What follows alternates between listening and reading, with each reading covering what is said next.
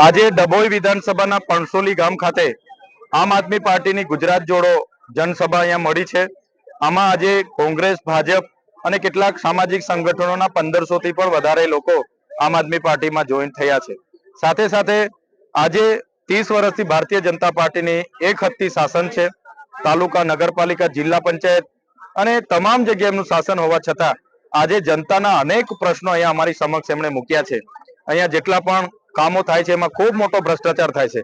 આજે જનતાને મનરેગામાં રોજગારી નથી મળતી, આજે નલ સે જલમાં પાણી નથી મળતું, અહીંયા બાળકોને બેસવા માટેની આંગણવાડીઓ નથી, શાળાના ઓરડાઓ નથી અને લોકો પોતાના ઘરે જવા માટે પણ રોડ વ્યવસ્થા નથી. ત્યારે જનતાએ આજે મન બનાવેલું છે. આવનારી તાલુકા, જિલ્લા પંચાયતોમાં આમ આદમી પાર્ટીને સહકાર આપવાના છે અને આમ આદમી પાર્ટીની તાલુકા અને જિલ્લા પંચાયત બનશે એવી અમને પૂરેપૂરી ખાતરી છે.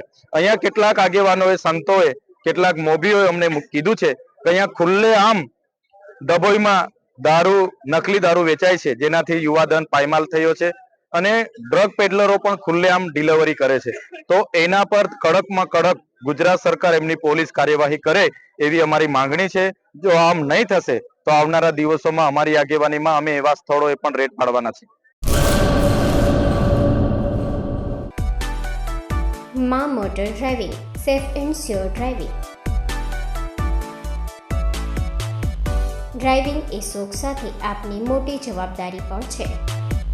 અમારા ઇન્સ્ટ્રક્ટર દ્વારા સચોટ અને સરળ માર્ગદર્શન. આપની રોજની તાલીમની માહિતી મેળવીને શું અધુરાશ છે એના ઉપર પૂરું ફોકસ કરાય છે.